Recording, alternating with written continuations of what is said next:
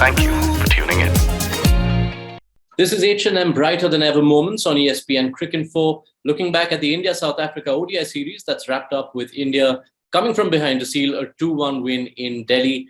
Wasim Jaffer here to shed light on the moments that lit up not just the last ODI in Delhi, but also the series.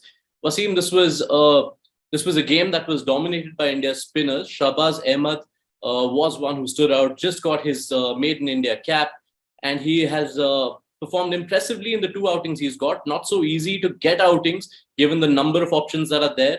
And he is in a tough role in that you know that there's a Ravindra Jadeja and then an Akshar Patel in the pecking order. But do you think he's done enough to give them a run for the money when India build forward after this T20 World Cup? Well, I think he's got potential. Let's not get carried away that he can easily replace Ravindra Jadeja or Akshar Patel. But you would say that India is blessed with talent like this.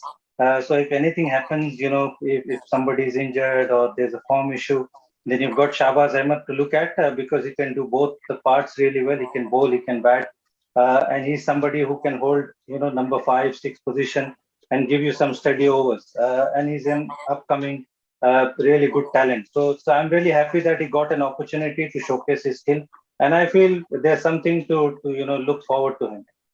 Yeah, not just Shahbaz. There was Washington Sundar also, who's returning from a spate of injuries, who did well in the third ODI. But the spinner we want to focus on as our second point is Kuldeep Yadav. Now, Wasim, he started this series with that peach to Aiden Markram, got an important wicket of Henrik Klaasen in the second. This one, there were 4 wickets, but when Kuldeep Yadav is in form, when he's on song, he does run through lower orders. No one in ODI cricket has taken 3 of the last 4 batters more often in an innings than he has in the last 10 years. So promising signs given how important it is to have an attacking wrist spinning option in the 50-over game? I think so. I think he's bowling really, really well since the IPL. And I've mentioned all along in the shows that, I would have loved to see him in that T20 World Cup squad. It's unfortunate that he's not there because I think he's bowling really well. And he's a genuine wicket taker. When bowling in the middle where you need wickets and he can spin the ball both ways. So there are not many batters who can pick that. And he was guilty of bowling, a little slower before, but I think he's improved that. He's bowling a lot quicker in the air, and it doesn't give batters a lot of time. So I think he's improved. And it's just that unfortunate that, he's not part of the T20 World Cup. But I think definitely going ahead, I feel he should be part of the Indian team more often.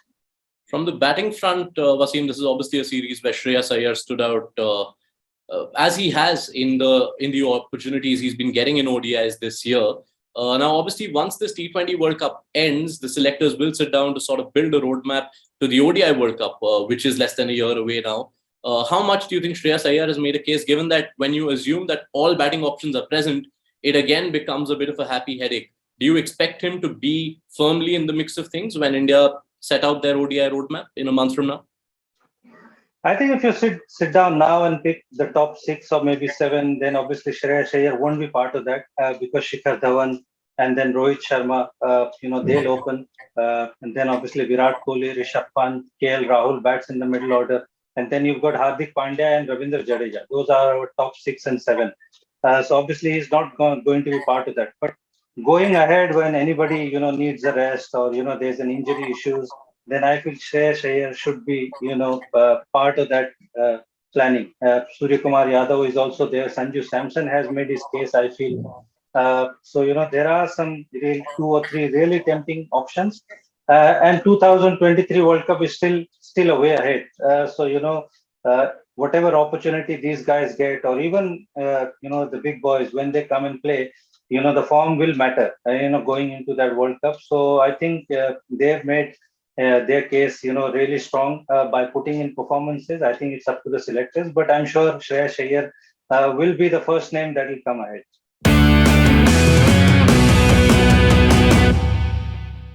Thank you for tuning in.